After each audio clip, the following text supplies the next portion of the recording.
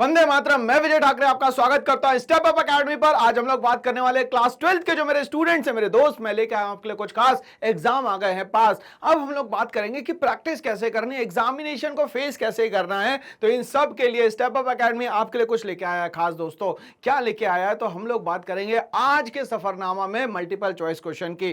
क्या होते हैं मल्टीपल चॉइस क्वेश्चन? तो मल्टीपल चॉइस क्वेश्चन आज हम लोग पढ़ने वाले हैं चैप्टर नंबर 2 के, जो कि 1950 से लेकर 1990 के बारे में बताएगा, इंडियन इकोनॉमी किस तरीके से काम कर रही थी। दोस्तों तो चलिए हम लोग एमसीक्यू का सफरनामा स्टार्ट करेंगे। दोस्तों यहां पे हम मल्टीपल चॉइस क्वेश्चन में यह भी समझेंगे कि क्वेश्चन के साथ जो ऑप्शन मिल रहे हैं उन ऑप्शन से भी क्वेश्चन कैसे बनाए जा सकते हैं। मतलब एक क्वेश्चन दिया गया है, 4 ऑप्शन दिए गए, जिसमें से 3 एक्स्ट्रा जो ऑप्शन है उससे भी हम लोग क्वेश्चन बनाने की आज प्रैक्टिस करने वाले हैं। इस तरीके से पूरा चैप्टर जो है दोस्तों हमारा यहां कवर होने वाला है। तो आज का सेशन बहुत ही इंपॉर्टेंट है दोस्तों, बिल्कुल मिस मत करिएगा और इसको ज्यादा से ज्यादा लोगों तक पहुंचाइएगा। क्यों? क्योंकि सबका साथ सबका विकास। भाई सबका आप क्या करोगे, साथ दोगे तो सबका विकास होगा। मतलब ओवरऑल रिजल्ट जो है आपके दोस्तों का और आपका सभी का अच्छा होने वाला है दोस्तों। इसीलिए ये बातें मैं आप लोगों को बता रहा हूं यहां पे। चलिए तो क्वेश्चन नंबर 1 के साथ स्टार्टिंग करेंगे। धमाकेदार शुरुआत है आज हमारी क्लास की। When was the planning commission setup? Planning commission कब सेटअप किया गया? तो प्लानिंग कमीशन सेटअप किया गया था 1950 में भाई, ठीक है ना। तो ये तो समझ में आ गया कि 1950 में प्लानिंग कमीशन सेटअप हो गया। अब इसके अकॉर्डिंग कहा गया कि जो प्लानिंग कमीशन के चेयरमैन होंगे वो एक्स ऑफिशियो होंगे। एक्स ऑफिशियो का मतलब हुआ कि वो किसी पोस्ट पे भी होंगे और प्लानिंग कमीशन के चेयरमैन भी होंगे। वो हमेशा प्राइम मिनिस्टर ऑफ इंडिया होंगे। जैसे आज हमारे जो प्राइम मिनिस्टर है वो है नरेंद्र मोदी जी, तो नरेंद्र मोदी जी ही क्या होंगे भाई, ये जो प्लानिंग कमीशन है उसके चेयरमैन होंगे। बट ये प्लानिंग कमीशन 1950 से लेकर कब तक के काम करता रहा सर? तो ये 2015 तक के लगभग काम करता रहा। इन एन एवरेज देखा जाए तो 65 साल इसने काम किया। बट ये 65 साल के बाद इसको चेंज किया गया, इसका नामकरण नया रखा गया, वो रखा गया NITI Aayog, national institution for transforming India. इसमें यह कहा गया कि यह अपने आप में एक थिंक टैंक की तरह काम करेगा, जिसमें कहा गया कि लगभग 7 सालों का ये विजन लेके चल रहे कि इन 7 सालों में ये कितना अच्छा और कितना बेहतर कर सकते हैं। तो ये 15 सालों में से पहले 7 साल जो है विजन के हिसाब से यहां पे काम करेंगे दोस्तों, ठीक है ना। तो यहां पे जब हम लोग 2015 में इसका नाम चेंज करते हैं, उस समय हमारे यहां 12 5 ईयर प्लान चल रहा था ऑलरेडी, जो कि 2012 से लेकर 2017 तक के चलने वाला था दोस्तों, ठीक है। चलिए तो हमें तो ये समझ में आ गया सर प्लानिंग कमीशन जो सेटअप है वो कब हुआ है, 1950 में। 1949 में क्या हुआ है दोस्तों? तो 1949 में हमारा जो आरबीआई है, रिजर्व बैंक ऑफ इंडिया, उसका नेशनलाइजेशन होता है और 1935 में इसको 1 अप्रैल को एस्टैब्लिश किया जाता है। मतलब आरबीआई का जो एक्ट है वो है 1935 का और इसका नेशनलाइजेशन होता है 1949 में।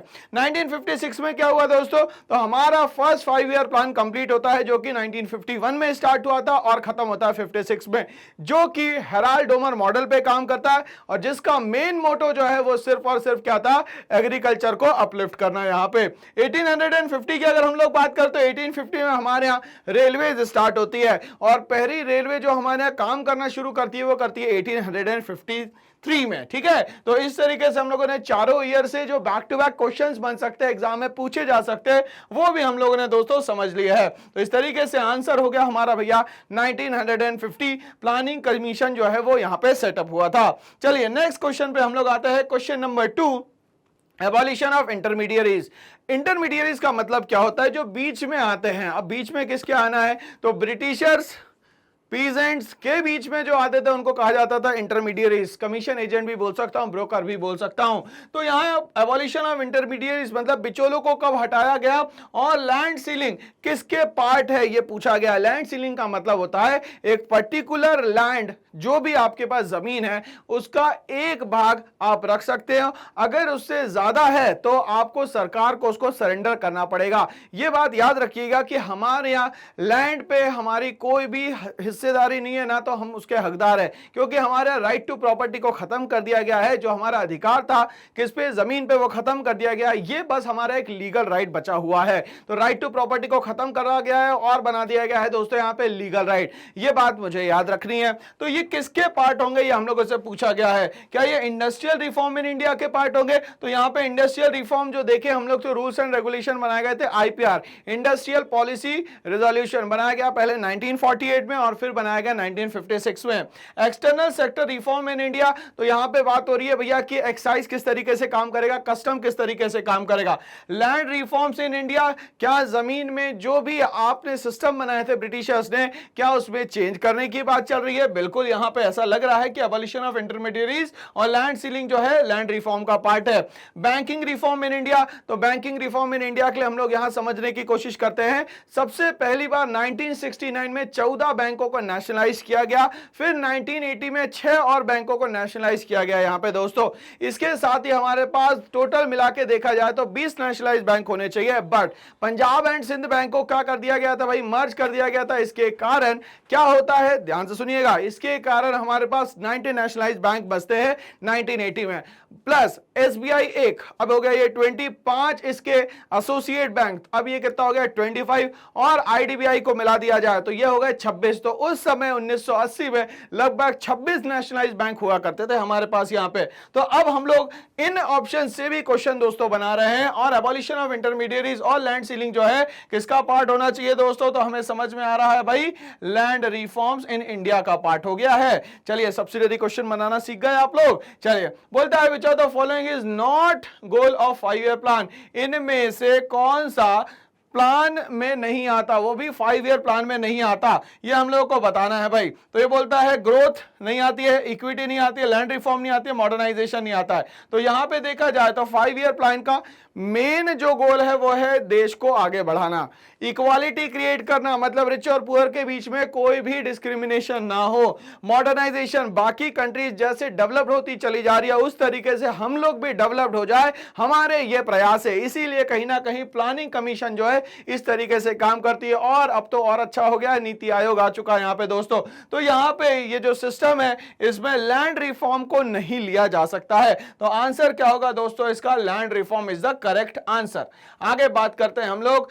क्वेश्चन नंबर 4 बोलता है capitalist economy is controlled and operated bye. सबसे पहले तो हम लोग ये समझे कि इकोनॉमी कितने टाइप की होती है दोस्तों। इकोनॉमी होती है तीन टाइप की, कैपिटलिस्ट, सोशलिस्ट और मिक्स्ड इकोनॉमी।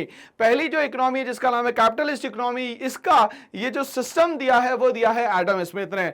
दूसरी जो इकोनॉमी है सोशलिस्ट इकोनॉमी, इसका कॉन्सेप्ट दिया हमें कार्ल मार्क्स ने। और mixed economy is the combination of the capitalist and the socialist economy. तो यहाँ कैपिटलिस्ट इकोनॉमी में सबसे ज्यादा फोकस किया जाता है दोस्तों प्राइवेट सेक्टर पे, मतलब यहां पे या तो कोई बंदा ओनर होगा या तो कोई इंडस्ट्री जो है दोस्तों यहां पे ओनर होगी, ठीक है।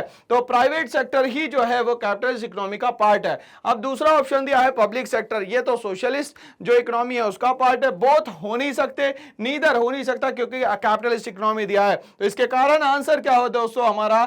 ए is the correct answer, private sector. आगे हम लोग बात करते हैं, नेक्स्ट क्वेश्चन नंबर 5 पे आते हैं। India adopted the dash economic system, India ने एक सिस्टम ऑप्ट किया, कौन सा? कैपिटलिस्ट, मिक्स, सोशलिस्ट या नन ऑफ दिस। हमें पता है कैपिटलिस्ट और सोशलिस्ट का जो कॉम्बिनेशन है उसको हम लोग बोलते हैं यहाँ पे मिक्स्ड इकोनॉमी। बट जब मिक्स्ड इकोनॉमी की बात करेंगे तो कौन सा मॉडल यूज करने वाले हैं दोस्तों हम लोग यहाँ पे? तो पीपीपी मॉडल यूज करने वाले हैं, public private partnership model use करने वाले हैं, जहां पे प्राइवेट सेक्टर का पैसा लगेगा और पब्लिक सेक्टर की जमीन लगेगी। इसी तरीके से हमारे यहाँ नेशनल हाईवेज बन रहे हैं और बहुत सारे इंफ्रास्ट्रक्चर डेवलपमेंट भी यहां पे हो रहा है दोस्तों। तो इस तरीके से इंडिया की जो इकोनॉमी है वो कहीं ना कहीं मिक्स्ड इकोनॉमी है भाई। आगे बात करते हैं हम लोग यहां पे क्वेश्चन नंबर 6 की। बोलता है the first 5 year plan was launch for the period of 1950 में बना प्लानिंग कमीशन। तो 51 में स्टार्ट हुआ हमारा फर्स्ट 5 ईयर प्लान, 51 से लेकर 56 तक के चलता रहा। इसका मॉडल था हेराल्ड डोवर मॉडल और मेन फोकस जो था वो सिर्फ और सिर्फ था दोस्तों यहां पे एग्रीकल्चर। तो यहां पे हम लोग को बताना है कि फर्स्ट 5 ईयर प्लान कब स्टार्ट हुआ दोस्तों, तो 51 से लेकर 56 इज द करेक्ट आंसर। बाकी सारी चीजें मैच ही नहीं कर रही है, तो इसके बारे में मैं आपको और क्या बताऊं दोस्तों। चलिए आगे बढ़ते हैं हम लोग, क्वेश्चन नंबर 7 पे आते हैं। 7 क्या बोलता है दोस्तों, to protect goods produce in India from import. अब इंपोर्ट का मतलब वो होता है कि जब हम लोगों को जो भी गुड्स की जरूरत पड़े और वो हमारी कंट्री में अवेलेबल नहीं हो, तब हम क्या करें, तो दूसरी कंट्रियों से जब हम मंगाएंगे तो उसको बोलेंगे इंपोर्ट। बट ऐसे ही दूसरी कंट्रियों को चीजों की जरूरत पड़े जो हमारे पास अवेलेबल है उनके पास नहीं है, उसको बोलते हैं हम लोग एक्सपोर्ट।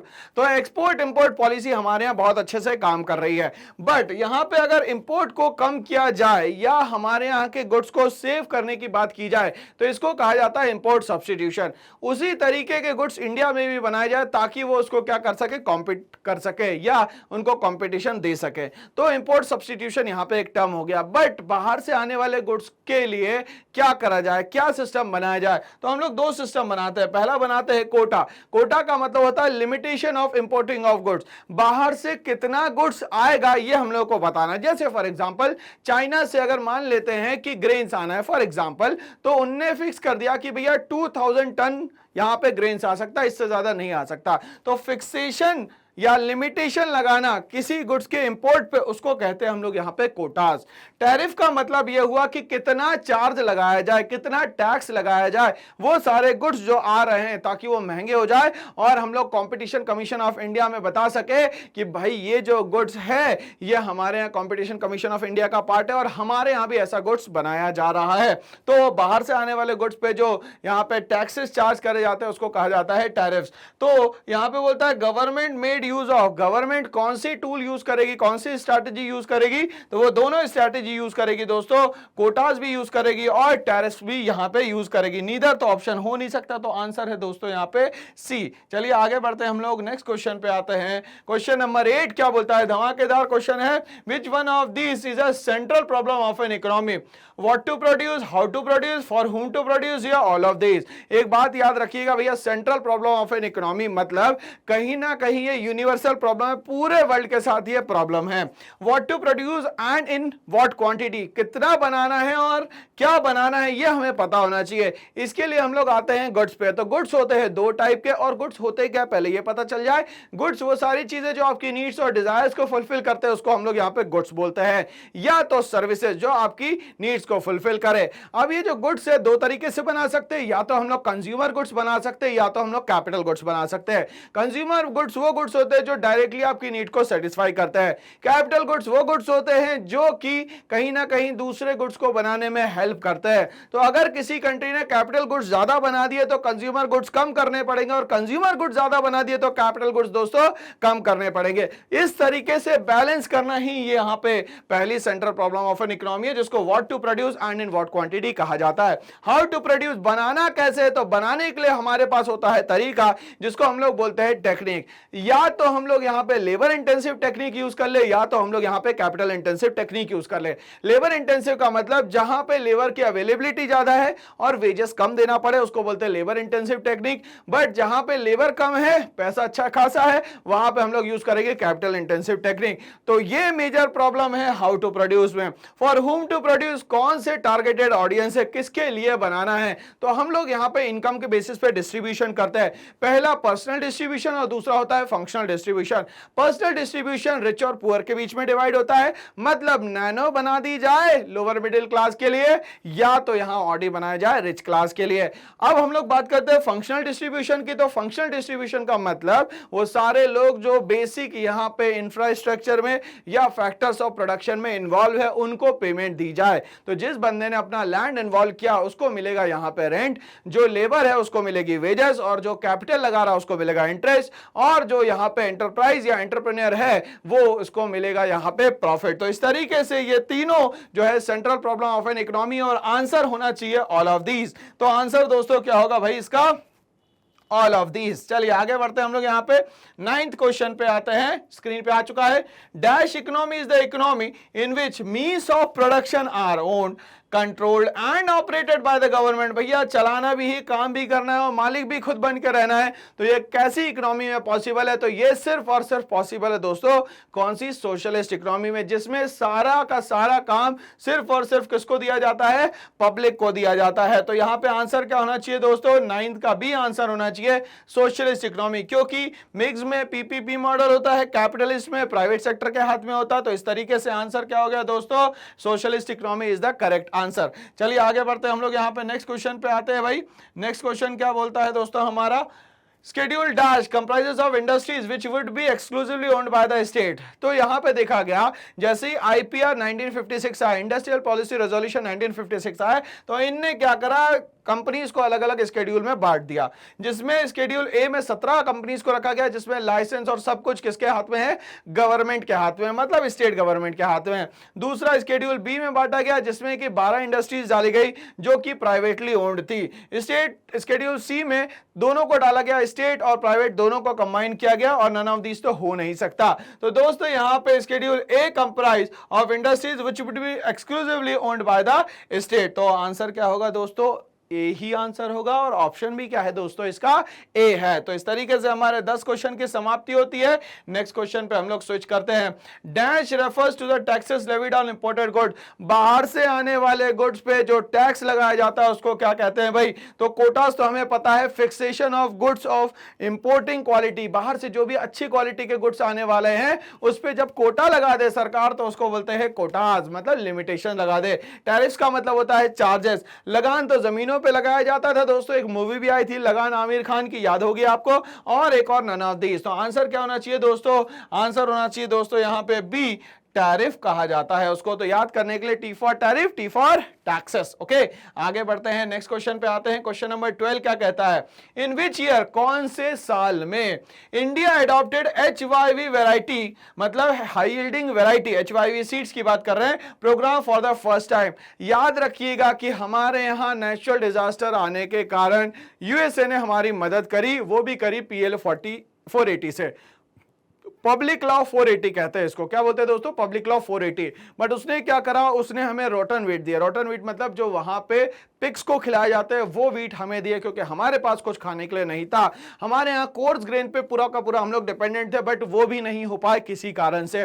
फिर हुआ क्या कि मैक्सिको का एक साइंटिस्ट था, एग्रीकल्चरल साइंटिस्ट, जिसका नाम था नॉर्मन बोरलॉग। मैक्सिको में उन्होंने एक्सपेरिमेंट करा, 2 अलग अलग सीड्स के डीएनए निकाले, मैच करा और एक नया सीड बनाया जिसको बोलते हैं हाई यील्डिंग वैरायटी सीड्स। ये अच्छे सीड्स है, बट इनका कुछ डीमेरिट्स था। इनको हैवी फर्टिलाइजर चाहिए, इरिगेशन फैसिलिटी अच्छी खासी चाहिए और पैसा बहुत लगता था इसमें। तो इसको हमारे इंडिया में लेके आते हैं MS स्वामीनाथन। MS स्वामीनाथन लेके आते हैं 3 जगह पे, पंजाब, हरियाणा और वेस्टर्न यूपी। ये सक्सेसफुल हो जाता है 1966 और 67 में, और आज इंडिया की इतनी अच्छी कंडीशन है कि हम लोग आज मार्केटेबल सरप्लस पे काम कर रहे हैं। एक्सपोर्ट सरप्लस है हमारा, हम चाहे तो कितना भी एक्सपोर्ट यहां से कर सकते हैं। क्यों? क्योंकि आज हमारे बफर स्टॉक में बहुत सारा वीट जो है रखा हुआ है, इसीलिए हम लोग आसानी से के 1 रुपए किलो गेहूं और 2 रुपए किलो चावल चला पा रहे हैं, जो कि राशन शॉप्स के थ्रू हम लोग गरीबों को दे पा रहे हैं। ठीक है, तो ईयर में हम लोग देखें यहां पे तो 1966, 1977, 1986 और 1956 दिया हुआ है। ठीक है, इसको हम लोग कोरिलेट करने की कोशिश करते हैं भाई। 1977 में एक नई गवर्नमेंट आई थी जिसका नाम था मोरारजी देसाई की गवर्नमेंट, मतलब पहली बार नॉन कांग्रेस गवर्नमेंट आती है इंडिया में। 1966 में देखा जाए तो हमारे यहाँ HYV सीट्स लाते हैं MS स्वामीनाथन।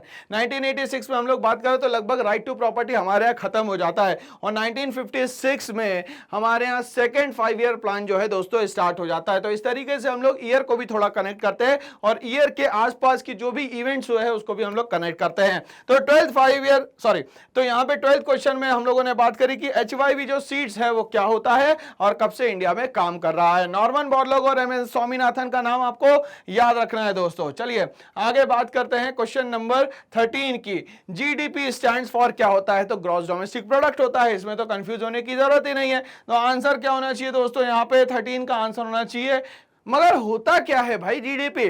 जीडीपी का मतलब होता है साल भर के अंदर हमारी कंट्री के लोग जितना भी प्रोडक्शन करते हैं गुड्स एंड सर्विसेज का, उसको कहते हैं दोस्तों हम लोग GDP. It refers to the production of goods and services made by the resident of the country in an accounting year is known as GDP. तो ग्रॉस डोमेस्टिक प्रोडक्ट होता है भाई जीडीपी का मतलब दोस्तों। तो ये तो हमें बहुत आसान सा क्वेश्चन लगा यहाँ पे। चलिए आगे बात करते हैं हम लोग, क्वेश्चन नंबर 14 पे हम लोग आएंगे। क्या बोलता है 14 में? लैंड सीलिंग का मतलब क्या होता है कि आप जमीनें उतनी रखोगे जितना सरकार कह रहा है, उसके बाद जितनी भी जमीन होगी सरकार उसको छीन लेगी, जिसको कहा जाता है लैंड सीलिंग एक्ट। बहुत सारी जगह इंप्लीमेंट करा गया, मगर वेस्ट बंगाल में और केरला में ये सही से इंप्लीमेंट होगा, बाकी रेस्ट ऑफ द वर्ल्ड में इसको सही से इंप्लीमेंट नहीं कर पाए। बहुत सारे लूप होल्स होने के कारण लैंड सीलिंग यहां पे काम नहीं कर पाई। Fix rural land holding at the existing level, जो भी रूरल लैंड होल्डिंग है उसी पे काम चलने दिया जाए। Fix land area for irrigation purposes, सिंचाई के लिए उतनी जगह दे दी जाए। Fixed urban land holding at the existing rate, भैया अर्बन में तो जमीनें है ही नहीं, कहां से आप इतनी सारी जमीनें दोगे। Fix quantum of land held by an individual, एक पर्टिकुलर बंदा कितनी जमीन रख सकता है, वो कितना एग्रीकल्चर कर सकता है, उसको हम लोग कहते थे दोस्तों यहाँ पे क्या भैया, लैंड सीलिंग। क्या कहते थे दोस्तों? Land ceiling. ठीक है ना। चलिए ये हमें याद हो गया, क्वेश्चन एग्जाम में आने वाला है दोस्तों यहाँ पे ये। चलिए बात करते हैं, how many industries has been reserve for the public sector under industrial policy resolution 1956। मैंने कहा कि यहाँ पे इंडस्ट्रीज के लिए दो रेजोल्यूशन आए, 1948 में आया पहला और दूसरा आता है 1956 में। इसमें 1956 में इंडस्ट्रीज को तीन पार्ट में बांटा गया, स्केड्यूल ए, स्केड्यूल बी और स्केड्यूल सी। स्केड्यूल ए में रखी गई 17 इंडस्ट्री जो कि स्टेट ओन्ड होगी। स्केड्यूल बी में रखी गई 12 इंडस्ट्रीज जो कि मेनली प्राइवेट इंडिविजुअल कर सकते हैं होल्ड, और स्केड्यूल सी में दोनों का कॉम्बिनेशन था, मतलब स्टेट और प्राइवेट दोनों मिलकर काम करेंगे। 17, 21, 15 और 2। तो आंसर याद रखना है दोस्तों 17 पे खतरा। ठीक है ना। क्या याद रखना है दोस्तों? 17 पे खतरा। तो आंसर हमें याद हो चुका है दोस्तों। आगे हम लोग बढ़ेंगे, क्वेश्चन नंबर 16 पे मैं आता हूं। विच one of the following measures, कौन सा एक ऐसा तरीका है, was not a part of tenancy reform. Tenancy reform मतलब टेनेंट का जो रिफॉर्म है उसमें ये नहीं आता, ये बताना है। Fixation of land ceiling, regulation of rent, ownership right for tenants और सिक्योरिटी ऑफ टेन्योर। भाई यहाँ पे सारी बातें टेनेंसी से, मतलब टेनेंट से रिलेटेड है, मतलब किराएदार से रिलेटेड है। तो सिक्योरिटी ऑफ टेन्योर तो होगा भाई, समय का तो बताना ही पड़ेगा, कितने समय के लिए ये जमीन ले रहे हो आप। ओनरशिप जो है वो किसके हाथ में होनी चाहिए? टेनेंट के हाथ में होनी चाहिए। रेगुलेशन ऑफ रेंट, रेंट कितना देना है ये रूल्स में लिखा होना चाहिए भाई। पता चल रहा है 100 रुपए रेंट है, आप 1000 रुपए मांगने चलेगा, ये भी गलत बात है। फिक्सेशन ऑफ लैंड सीलिंग जो है टेनेंसी एक्ट का पार्ट यहाँ पे नहीं होता है। तो आंसर क्या होना चाहिए दोस्तों? यहाँ पे आंसर होना चाहिए ए, फिक्सेशन ऑफ लैंड सीलिंग। चलिए आगे बढ़ते हैं, नेक्स्ट क्वेश्चन पे आते हैं। क्वेश्चन नंबर 17 क्या कहता है? Which of the following industry was not reserved for the government in IPR 1956? Industrial policy resolution 1956 में कौन सी इंडस्ट्री है जिसको यहाँ पे क्या नहीं किया गया भाई? रिजर्व नहीं करा गया। आयरन एंड स्टील इंडस्ट्री सबसे पहले इंडिया में आती है टिस्को नाम से, जो कि आती है 1907 में। कहां पे आती है भैया? जमशेदपुर में आती है। ठीक है, जमशेदपुर में। आज उसको जमशेदजी टाटा नगर के नाम से भी जाना जाता है। ठीक है। ट्रांसपोर्ट हमारे यहाँ बहुत अच्छा था, मगर हमारे यहाँ एक प्रॉब्लम थी भाई कि हमारे यहाँ ऑल वेदर रोड ना होने के कारण कनेक्टिविटी की बहुत कमी थी। एटॉमिक एनर्जी के लिए हमें लाइसेंस लेना पड़ता है। ठीक है। और इसमें हमारे यहाँ सबसे ज्यादा जो यूज होता है एटॉमिक एनर्जी में यो होता है यूरेनियम 235 और 236 का, जो कि एक्सप्लोजन के लिए यूज किया जाता है और न्यूक्लियर एनर्जी बनाने के लिए यूज किया जाता है। रेलवे ट्रांसपोर्ट इंडिया में आती है 1850 में, जो कि काम करना शुरू करती है 1853 से, बॉम्बे से लेकर थाने तक के। तो आईपीआर 1956 में आयरन और स्टील इंडस्ट्री को नहीं लिया गया था। दोस्तों आंसर देखते हैं एक बार हम लोग यहाँ पे। आंसर बिल्कुल सही है दोस्तों। तो कंटेंट और आपने एनसीईआरटी अगर सही से पढ़ रखी है तो सारे क्वेश्चन दोस्तों यहाँ पे बनना शुरू हो जाएंगे। ठीक है, आगे बढ़ते हैं हम लोग यहाँ पे। क्वेश्चन नंबर 18 पे मैं आऊंगा, ये आ चुका है आपके स्क्रीन के सामने। When was NITI Aayog establish? NITI Aayog को कब एस्टैब्लिश किया गया भाई यहाँ पे? तो चलिए हम लोग समझते हैं। यहाँ पे नीति आयोग को एस्टैब्लिश किया गया 2015 में, क्योंकि प्लानिंग कमीशन जो था वो था 1950 से स्टार्ट होता है, 2015 तक के काम करता है। इसका नाम चेंज करके रख दिया गया है NITI Aayog, national institution for transforming India. अब यहाँ पे 15 साल का विजन रखा गया है टोटल टाइम, जिसमें से 7 साल जो है विजन रखा गया है। बट अभी ऑलरेडी हमारे यहाँ 12th 5 ईयर प्लान चल रहा था, जो कि 2012 से लेकर 17 के बीच में चलेगा। 1991 में इंडिया में होती है क्या भैया? तो यहाँ स्टार्ट होती होती है न्यू इकोनॉमिक पॉलिसी, जो कि जुलाई 1991 में स्टार्ट होती है, जो कि लिबरलाइजेशन, प्राइवेटाइजेशन और ग्लोबलाइजेशन के नाम से स्टार्ट होती है। 2001 और 2011 में कुछ मेजर चेंजेस आते हैं, क्योंकि हमें पता है 1881 से कंटिन्यूअसली इंडिया में चल रही है सेंसस, जनगणना, मतलब लोगों की काउंटिंग। तो 2001 में भी हमारे यहाँ जनगणना हुई होगी और 2011 में भी हमारे यहाँ जनगणना हुई होगी। क्यों? क्योंकि हर 10 साल में यहाँ पे जनगणना करी जाती है। तो आंसर क्या होना चाहिए दोस्तों? यहाँ पे नीति आयोग का आंसर होगा 2015। चलिए, तो अब हम बात करेंगे, हमारा नेक्स्ट क्वेश्चन आ चुका है भाई स्क्रीन पे क्वेश्चन जो है बहुत ही शानदार दिख रहा है दोस्तों, और क्वेश्चन शानदार दिखने का ये मेन मोटिव है कि आपको पता होना चाहिए इकोनॉमिक्स में सारे जितने भी आप काम करते हैं वो कोई ना कोई पर्पस के साथ करते हैं, बिना एम के, बिना कोई टारगेट के। अगर आप काम कर रहे हैं तो भाई आप लेबर कैटेगरी में आ रहे हैं, और अगर आप फिक्स एम के साथ काम कर रहे हैं मतलब आज किंग के कैटेगरी में आप आ रहे हैं। तो ये डिफरेंस होता है सिर्फ मेंटल एबिलिटी का, लेबर और किंग। किंग के पास समय कम होता है, लेबर के पास एनॉर्मस समय होता है। मतलब किंग के पास समय नहीं है कि समय को कैसे बिताया जाए, और लेबर के पास इतना समय है कि वो कैसे टाइम पास कर सके। तो इकोनॉमिक्स उन लोगों के लिए है जो कि समय का यूटिलाइजेशन कर सकते हैं, जो आगे चल के किंग बनना चाहते हैं। उनका टाइम मैनेजमेंट बहुत ज्यादा जरूरी होता है। तो समय ज्यादा इंपॉर्टेंट है पैसे से। पैसा गया आ जाएगा, मगर समय गया वापस नहीं आएगा। अब आप कहीं की भी कैलकुलेशन उठा लीजिए, अगर आप कहते हैं कि प्रॉब्लम्स है, तो प्रॉब्लम्स किसके साथ रही है? सभी लोगों के साथ प्रॉब्लम्स है, बट प्रॉब्लम से सक्सेस की तरफ वो जाता है जो कि ओवरकम करता है, अपनी प्रॉब्लम्स को पीछे छोड़ता है और सक्सेस जोन की तरफ जाता है। एक्सक्यूजेस देना कम करता है, काम करना शुरू करता है। तो जितने भी विनर्स हैं उनके साथ एक ही पॉजिटिव एटीट्यूड रहता है, वो एक्सक्यूजेस नहीं देते, वो हमेशा आपको क्या बताते हैं कि भाई ये काम को कैसे करना है। एक्सक्यूजेस लूजर्स की निशानी है और एक्सक्यूजेस ना देना विनर्स की निशानी है। तो ये एक बात मेरी याद रखिएगा एग्जाम तक के, ठीक है? एक्सक्यूजेस देना बंद कर दीजिए और लाइफ में प्रॉब्लम आएगी ही आएगी, अगर ह्यूमन बीइंग है तो। अगर ह्यूमन बीइंग नहीं है तो कोई प्रॉब्लम नहीं है। तो यहां पे याद रखिएगा मेरी सारी बातें। तो यहां पे भी जो हमारा क्वेश्चन आ रहा है वो इस तरीके से आ रहा है, which of the following is the main objective? क्या मेन ऑब्जेक्टिव है carrying out various economic activities? Economic activities अगर आप कर रहे हैं तो इसके पीछे कारण क्या होगा? तो हमें यह पता चल चुका है इकोनॉमिक्स में काम तो करना पड़ेगा, जिसको हम लोग बोलते हैं एक्टिविटीज। एक्टिविटीज दो टाइप की होती है, इकोनॉमिक एक्टिविटी और दूसरी होती है नॉन इकोनॉमिक एक्टिविटी। वो सारी एक्टिविटी जिसके बदले में पैसा मिल सके उसको बोलते हैं इकोनॉमिक एक्टिविटी, वो सारी एक्टिविटी जिसके बदले में पैसा ना मिले उसको बोलते हैं नॉन इकोनॉमिक एक्टिविटी। तो इकोनॉमिक एक्टिविटी हम लोगों ने करी, मगर उसके लिए हमें 5 पिलर्स को याद रखना होता है। सबसे जो पहला पिलर है वो है भैया चीजों को बनाना, जिसको हम लोग बोलते हैं प्रोडक्शन। मतलब manufacturing of goods is known as production. इसमें 4 फैक्टर्स ऑफ प्रोडक्शन आप इन्वॉल्व करेंगे, लैंड, लेबर, कैपिटल और एंटरप्राइज या एंटरप्रेन्योरशिप। दूसरा, हम लोग जैसे ही प्रोडक्शन कर लेते हैं गुड्स का, फिर हम लोग आते हैं कंजप्शन में, जो बनाया उसका कंजप्शन करे, मगर यहां पे उन चीजों को बनाया जाए जो कि लोगों की नीड्स को फुलफिल कर सके, जो लोगों की यूटिलिटी हो। तो यहां पे जब आप प्रोडक्शन करेंगे तो एज अ सप्लायर आप काम करेंगे, तो प्रोडक्शन करने वाला चीजों की सप्लाई करता है, कंजप्शन करने वाला कंज्यूमर होता है जो अपनी नीड्स के हिसाब से चीजों को क्या करता है? परचेज करता है। Third one is known as the capital formation और इन्वेस्टमेंट। क्यों? क्योंकि ये चीजें यूज हो गई, खत्म हो गई, अब इन चीजों में क्या करना पड़ेगा? फिर से बनाना पड़ेगा, which is known as capital formation और investment. Fourth one is known as the distribution. वो लोग जिनने आपकी मदद करी थी चीजों को बनाने में, उन तक के पैसा पहुंचाना, which is known as distribution of the income, जो कि कुछ इस तरीके से होगी।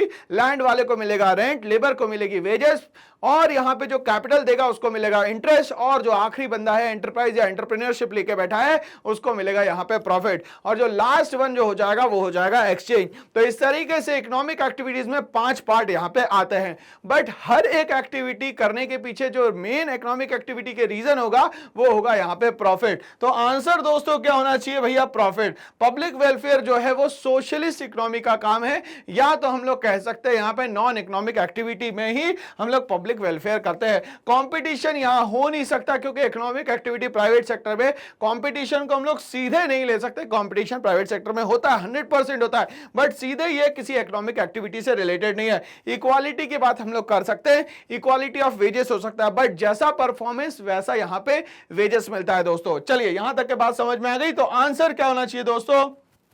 Profit is the correct answer. चलिए आगे बढ़ते हैं। इसी के साथ हमारा लास्ट क्वेश्चन आ रहा है, क्वेश्चन नंबर 20 स्क्रीन पे आ चुका है। When was the national development council, जो एनडीसी है, national development council, set up as an adjective to the planning commission. Planning commission का एडजेक्टिव कब से ये एनडीसी बन गया है, ये हमें बताना है। तो यहां पे कुछ ईयर्स दिए गए हैं, ये थोड़ा हम लोगों को याद रखना है भाई। 1950, 1969, 1952 और 1979। ठीक है, अब ध्यान से सुनिएगा भाई, एक एक ईयर की हम लोग थोड़ी सी बात कर ले, चर्चा कर लेते हैं। तो 1950 में बना प्लानिंग कमीशन। 1969 में 14 जो बैंक थे उनके हुआ नेशनलाइजेशन। ठीक है, उसके बाद 1952 की बात करें तो यहां पे ये बोलता है कि एनडीसी का जो है ये एडजेक्टिव की तरह काम करता है। और 1979 में एक नॉन कांग्रेस गवर्नमेंट आई, जिसको हम लोग बोलते हैं मोरारजी देसाई की गवर्नमेंट। तो ये नॉन कांग्रेस गवर्नमेंट आई थी। समहाउ हम लोग ईयर्स के आसपास के जो भी कंटेंट है उसको हम लोग यहां पे याद करते हैं दोस्तों। तो एनडीसी का एडजेक्टिव प्लानिंग कमीशन कब बना है ये हमें बताना है। तो यह है दोस्तों 1952। तो इस तरीके से हमें एमसीक्यू समझ में आए भाई, इसके आंसर समझ में आए, और आंसर सी जो है हमारा बिल्कुल सही है दोस्तों। तो यहां पे हम लोग बात करेंगे अब कि एमसीक्यू और इसके जितने भी ऑप्शंस थे उससे हम लोग सब्सिडियरी क्वेश्चन बनाना सीख गए, जो कि बहुत यूनिक क्वालिटी है किसी टीचर की। अगर वो ऑप्शन से भी क्वेश्चन बना पा रहा तो स्टूडेंट भी इनसे चीजों को सीख सकते हैं कि ऑप्शन से क्वेश्चन कैसे बनाया जाए। तो कोई भी टीचर कहीं ना कहीं से पेपर तो सेट करता है, तो आपको भी यही करना, पेपर सेट करना अगर सीख जाओगे तो एग्जामिनेशन आपके लिए बहुत आसान हो जाएगा दोस्तों। तो ऐसी और वीडियोस के लिए बने रहिए मेरे साथ। करना एक छोटा सा काम, इस चैनल को लाइक शेयर सब्सक्राइब करना ना भूले। Thanks for watching all.